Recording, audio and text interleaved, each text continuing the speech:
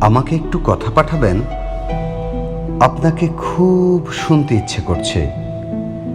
ভালোবাসি পাঠাতে হবে না। ভালো তো বাসেনি না, সেটা আমি জানি, টেরও পাই। ভালো যে বাসেন না সেটাই বলে পাঠান। আমাকে অপছন্দ আপনার, এইটুকুন বলে পাঠান। তবুও একটা কথা পাঠান প্লিজ। আমার না আপনাকে খুব শুনতে ইচ্ছে করছে। খুব মানে খুব, ভীষণ রকম। আমাকে একটু কথা পাঠাবেন প্লিজ।